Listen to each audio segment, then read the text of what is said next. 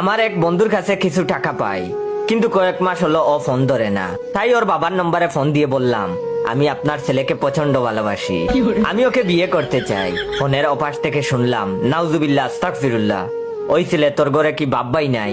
তুই পুলা হয়ে পুলাকে কিভাবে ভালোবাসিস? আমি তখন বললাম, দেখেন যুগ বদলাইছে, এখন আর ছেলে মেয়ের মধ্যে ভালোবাসা সীমাবদ্ধ নাই।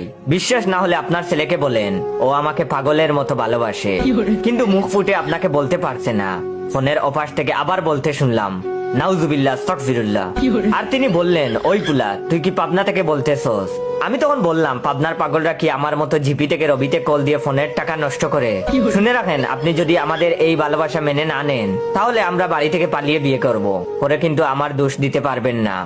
এটা শুনে তিনি বললেন, কি বিয়া করবি? এটা আবার কেমনে সম্ভব?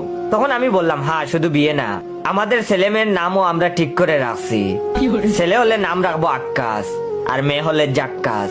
তখন তিনি বললেন, তোর কি লজ্জা বলতে কিচ্ছু নাই? ছেলে হয়ে আবার ছেলেকে ভালোবাসে কিভাবে? আর তুই কি কোনোদিন শুনছস নেগেটিভ আর নেগেটিভ বা পজিটিভ বা তার পজিটিভ মিলে কাজ হয়? বেদ্যপ পুলা। তখন আমি বললাম, কেন আপনি বীজগণিত করেন নাই? মাইনাসে মাইনাসে প্লাস হয়, আপনি কি এটা জানেন না?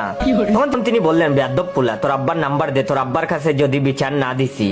আমি তখন বললাম, আমার আব্বা আমাদের বিষয় সব জানে, বিচার দিলেও সমস্যা নাই, তিনি আমাদের মেনে নিবে।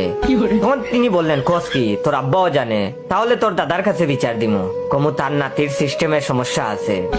আমি তখন বললাম, আমার সিস্টেম সব ঠিক আছে, বিশ্বাস না হলে আপনার ছেলেকে জিজ্ঞাসা করেন, সে তো আমার সিস্টেম দেখেই ভালোবেসেছে। এবার ফোনের ওপাশ থেকে দপাস করে কিছু পড়ে যাওয়ার শব্দ শুনে ফোন রেখে দিলাম, আর বন্ধুর ফোনের অপেক্ষা করতে লাগলাম। একটু পরেই বন্ধুর ফোন। আমাকে বলছে, ওই শালা, তুই আমার আব্বারে কি কইছস? আমি তখন বললাম, বেশি কিচ্ছু বলি নাই, সামান্য কিছু কইছি। কেন, কি হয়েছে? তখন সে বলল, আব্বা মাথা গুইড়া পইড়া গেছে। আমি তখন বললাম, কোস কি? এখন তো তেমন কিছু বলি নাই। তখন সে বলল, মিথ্যা কথা বলবি না, আমি চেক করছি, তুই আব্বার সাথে পাক্কা 8 মিনিট কথা কইছস। আমি তখন বললাম, হ বন্ধু, তোমার কাছে যে টাকা পাই সেইটার জন্য তোমার আব্বাকে কল দিছিলাম, তুমি তো ফোন রিসিভ করো না, তাই তোমার আব্বার কাছে টাকা চাইলাম। তখন সে বলল, তোর বিকাশ নাম্বার দে, আমি এখন টাকা দিতাছি। মনে আসছিল না, এই নাম্বার থেকে বিকাশ করে দিছিলাম। আর শুন, 500 টাকা বেশি করে দিস, প্রেমিকার সাথে ডেটিং আছে। তখন সে বলল, পারমু না, আমার কাছে টাকা নাই।